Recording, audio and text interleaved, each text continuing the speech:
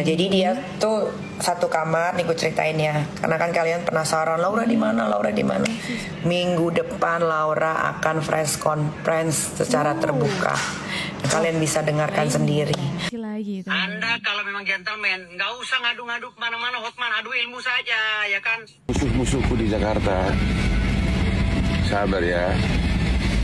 Aku terbang dulu ke Kalimantan. Minta Kapolri, memerintahkan Kapolres tangkap. Saya siap meninggalkan Indonesia.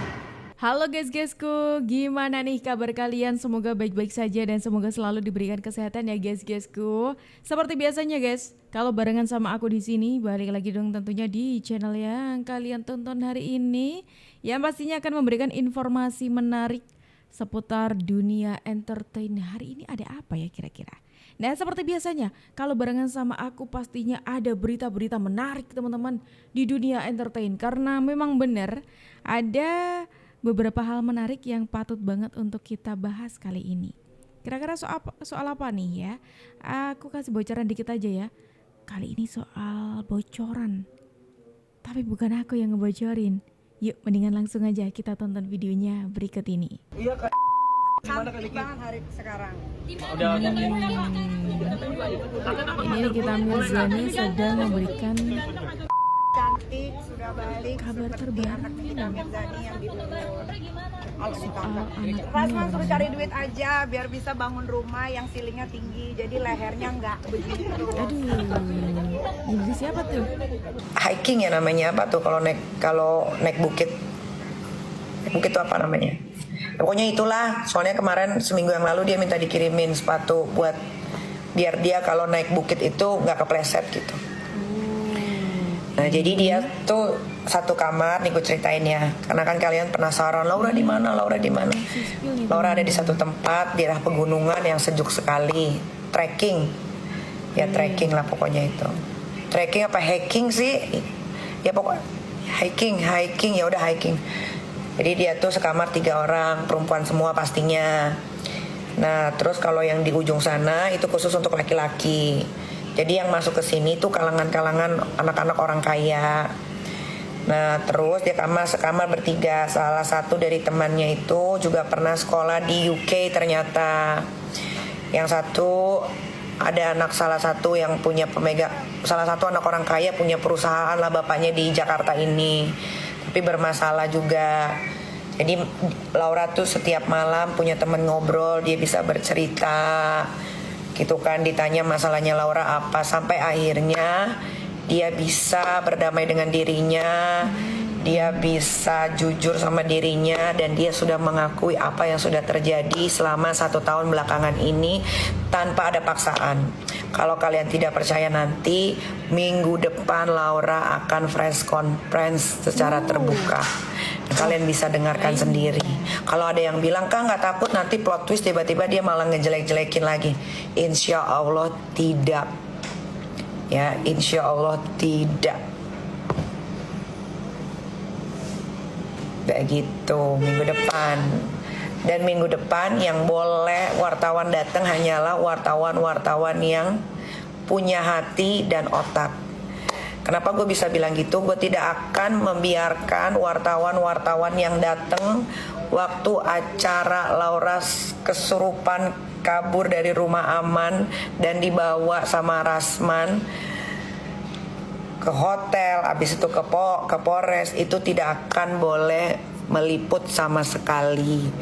Jadi hanya wartawan-wartawan yang memang paham bahwa anak di bawah umur tidak boleh diwawancara, apalagi mukanya tidak diblur. Jadi wartawannya akan saya sortir. Ya, wartawan yang selalu ingin mencari berita tapi tidak menggunakan isi kepalanya tidak akan saya undang atau tidak akan saya beri masuk. Menarik nih teman-teman. Jadi ini ada kabar terbaru dari Kak Nikita Mirzani ya, yang memberikan bocoran bagaimana kondisinya anaknya atau Loli atau Laura gitu ya. Kondisi terkininya, karena kondisinya dari Loli ini banyak dipertanyakan. Kira-kira gimana sih kondisinya Loli? Karena ya kalian pasti tahu lah ya kasus yang belakangan ini rame gitu soal Loli Fadel terus kemudian sempet kabur balik lagi, terus habis itu sekarang udah ada di Kak Nikita Mirzani gitu, sudah ada di bawah pengasuhannya lagi gitu.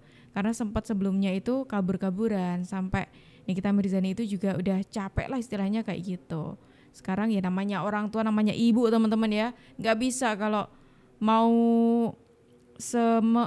apa ya istilahnya, sudah mengucapkan udah nggak peduli, nggak pedulinya apapun itu, namanya orang tua pasti tetaplah kalau anaknya mau untuk dipegang lagi ya ayo kayak gitu. Dan ini menariknya akan mengadakan press conference katanya minggu depan, tapi ini para wartawannya diseleksi dulu sama beliau karena ada beberapa orang di luar sana yang cuma cari untung aja gitu. Kalau gue sih cuma mau bilang ini ya, misalkan ya kalian dipanggil sama gue gitu ya, sini mau deket ya. Habis lo ambil duitnya, terus lo diterakin malu. Gitu ya, kurang lebih begitulah ya. Tapi kan di shock nggak sih dengan laporan ini gitu? Biasa aja, nggak shock, nggak shock lah biasa. Dia shock. Dia udah terbiasa yang lebih hebat aja. Ya. Cuma lucu aja gitu, ada orang kayak begitu tuh lucu aja. Tapi kamu sendiri kenal deket banget, seberapa deket sih? Nggak kenal, nggak mau tahu, nggak mau deket. Tapi maunya nge-review. Kamu laporannya katanya laporan pemerasan nih dari pihak Siapa yang diperas? Siapa? Lapor Dia ngomong nggak diperas? Ngomong nggak dari mulutnya diperas? Isi laporannya. Ya ngomong nggak? Coba suruh ngomong dong. Kita Mirzani meras gitu. Jadi gini, supaya Ini supaya tidak kasusnya simpang Nikita siur Mirzani gitu terlibat ya, di dalam kemudian unsur dilaporkan. pemerasan itu pasti ada ancaman. Yang kedua, tidak mungkin ada komunikasi. Oke, yang terbaik sekian. Ini sebetulnya adalah yang ya. Bukan saja dalam percakapan itu terbukti dia minta tolong dalam tengah waktu 1 tahun dia cari-cari. Bagaimana caranya bisa ketemu Niki? Niki bisa ceritakan itu. Tahun kali perpanjang nanti. Itu ada kok percakapan. Jadi apa yang menjadi peramai selama ini itu tidak seperti apa yang ada dalam proses pemeriksaan jauh. Karena pemerasan itu ada unsurnya, ada ancaman. Bagaimana seseorang datang dia kenal menelpon seseorang minta tolong supaya ketemu. Habis itu ketemu terus gitu. Kalau ini nanti setahun ya, habis itu setahun. Kalau mau habis tolong diberitahu ya. Terus bagaimana ya? Ada unsur seperti itu. Itu kejadian yang sebenarnya. Jadi ini ada seseorang, saya nggak tahu nih angin apa yang menyebabkan dia melakukan ini. Oke, jadi di tengah Nikita Mirzani ini tengah sibuk ya soal anaknya Loli ini, tapi beliau juga lagi lagi kena masalah lagi teman-teman, dilaporin sama dokter Reza Gladys yang katanya soal pemerasan atau apa tadi loh katanya, tapi itu belum jelas. Dan ini klarifikasi dari Nikita Mirzani setelah dipanggil oleh kepolisian dan setelah diperiksa selama 12 jam. Tidak cuma ada Nikita Mirzani, tapi ada Doktif juga dan ada juga Dokter Oki. Waduh, kira-kira bakal seperti apa teman-teman? Nah tapi teman-teman, kalau kita bicara soal klarifikasi, soal kepolisian, ataupun soal permasalahan kasus, menarik nih. Jadi kemarin tuh juga sempat ada geger-geger nih teman-teman. Terus kemudian habis semuanya geger, viral gitu karena terekam kamera, klarifikasi. Inilah klarifikasi Firdaus Owiwobo, pengacaranya si Rasman, saat dirinya naik ke meja saat di ruang sidang. Tuh.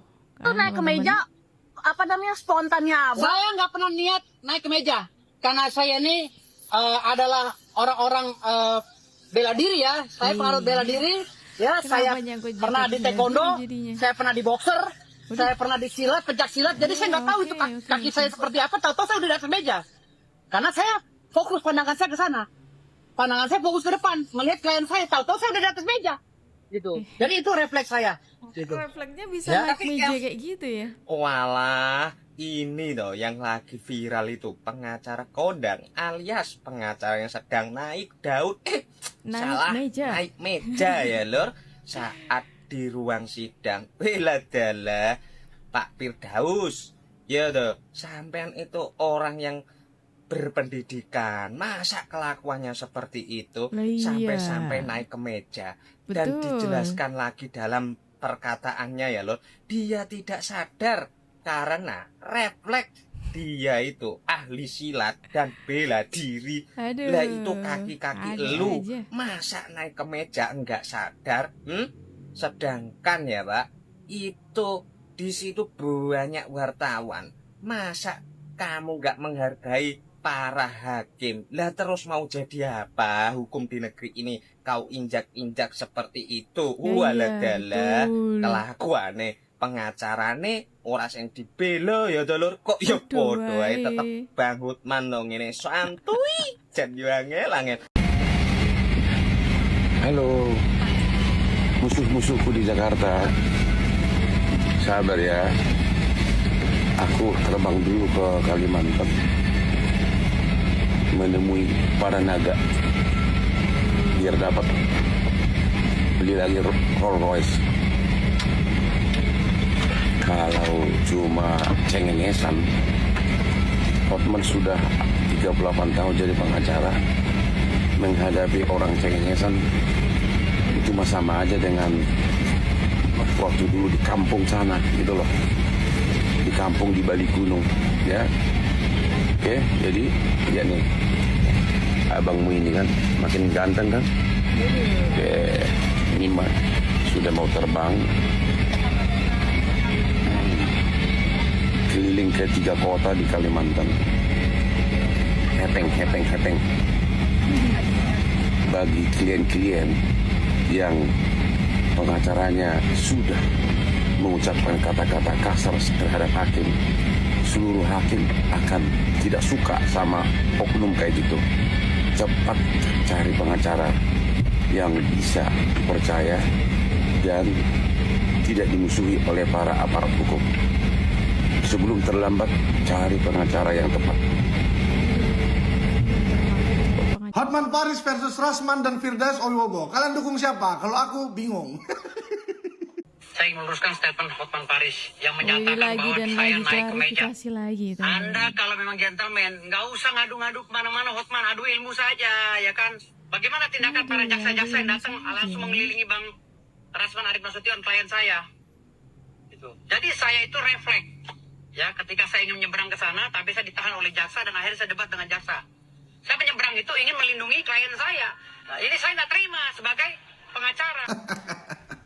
Aduh, lihat video mereka itu ya ketika bersidang. Aduh, lawak kali. Aku sebenarnya malas kawan-kawan untuk komen ya, karena mereka itu juga semua senior-senior lah kan. Kalau kita kan advokat junior. Tapi ya 10 tahun aku jadi pengacara dari 2016, belum pernah aku lihat ada sejarahnya orang ya naik ke meja pengadilan. Wah, itu keren. Sebenarnya masalah kemarin tuh simple aja. Grupnya Bang Rasman minta persidangannya terbuka. Hakim minta tertutup karena mungkin ada yang dibahas yang hal yang tabu lah ya, atau menyangkut aneh-aneh ya. Tapi jangan gitulah ketua. Aduh, ya kan? Sampai harus emosi. Ya, sampai datangin Bang Hotman. Terus naik di atas meja. Nanya. Aduh, Bang. Ada cara-cara yang lebih benar, Bang. Kita sama-sama catur wangsa, praktisi hukum. Ya kan ada catur wangsa, ada 4, polisi, jaksa, hakim, pengacara itu dianggap setara oleh KUHAP. Ya kan? Kan ada caranya. Contohnya abang tidak setuju, tidak sepakat dengan apa yang dibilang hakim, walk out aja. Seperti waktu Hasibuan dalam perkara Jessica Mirna. Ya kan? Hakim dianggap pada saat itu keberpihakan. Walk out. Habis itu bersurat ke Mahkamah Agung melaporkan ke Komisi Yudisial, ya kan, pengawas hakim, ya kan bisa lebih benar gitu. Itu dianggap kita baru mantap gitu kan. Kalau ini, aduh malu kali aku, aduh. Terus itu kenapa pengacaranya Bang Rasman itu sampai naik ke meja persidangan? Memang benar sih katanya ada yang bilang kan ya persidangan udah selesai. Ya tapi kan tetap aja, ya kita paham lah ya kondisinya mungkin pengacara Bang Rasman itu sedang memperjuangkan Bang Rasman gitu kan. Tapi jangan gitu juga lah caranya bos. Ya kan kita kan satu sisi juga harus menjaga marwah persidangan yang terhormat. Ya kan kita juga punya kode etik. Kita juga harus menjaga marwah pengacara kita. Betul nggak? Ya kan kita kan sebagai tugas profesi yang mulia, officium nobil. Tapi kalau caranya gini, sebelah mata lah orang lihat kita bos. Menurut kalian gimana kawan-kawan? Coba tulis di komentar, aku udah pusing. Dan minta pengadilan untuk Ketua Mahkamah Agung mencopot pengacara ini. Kenapa? Karena kalau tidak dicopot begini hasilnya. Lembaga ruang pengadilan, tempat yang kita muliakan, kita hormati, yang kita bangga-banggakan dan kita jadikan sarana mencari nafkah, itu jadi sarana atraksi dia. Sehingga emang dia siapa? Emang dia anak pejabat, anak hakim, ya keturunan hakim sampai berani ngamuk-ngamuk di pengadilan suami istri di situ ya. Pokoknya gini, di pengadilan nanti ya. Larang pengacara bawa istrinya, satu ya. Kedua, larang pengacara bawa preman-preman, ya, bawa bodyguard, dilarang. Kemudian kalau ada pengacara, kemudian mereka naik, minta Kapolri, memerintahkan Kapolres tangkap. Tuh, minta ditangkap katanya Pak Farhad Abbas gitu. Saya berhak menggunakan baju toga dan mulai sidang ke depan saya akan pakai baju toga.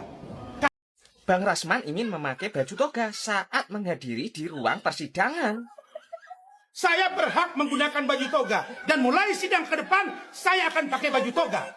Karena ada teman saya yang juga di sidang dan saya lawyer. Saya buktikan saya lawyer, ada KTA dan saya sudah diperiksa oleh Dewan Kehormatan, dinyatakan tidak bersalah.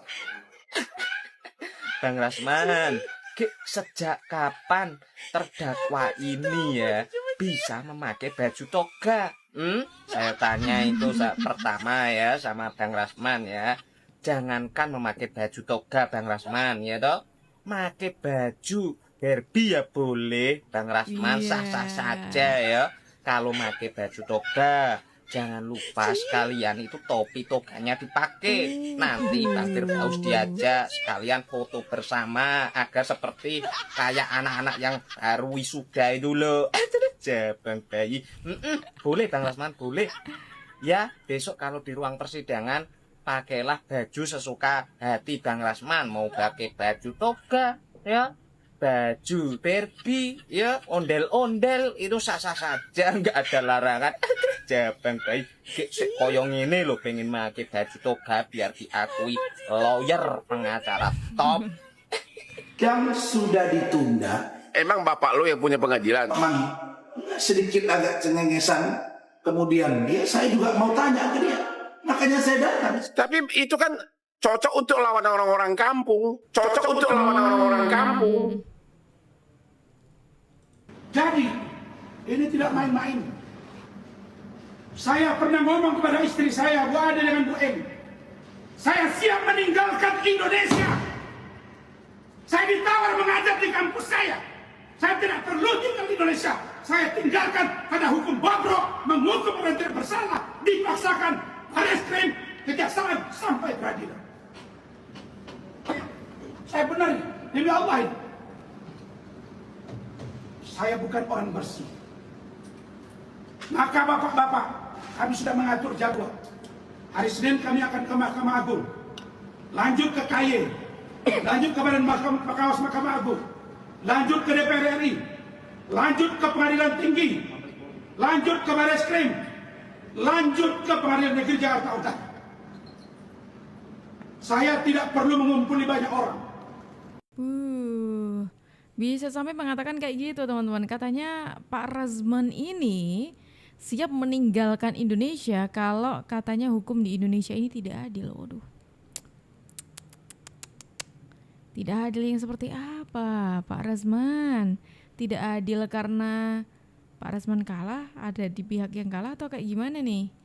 Coba gitu, menurut kalian gimana teman-teman dengan ramainya pembicaraan soal sidangnya Pak Rasman dan juga Pak Hotman ini? Silakan tulis pendapat kalian di kolom komentar dan terima kasih karena kalian sudah menemani aku dari awal sampai akhir. Aku Juju pamit undur diri, sampai jumpa dan terima kasih.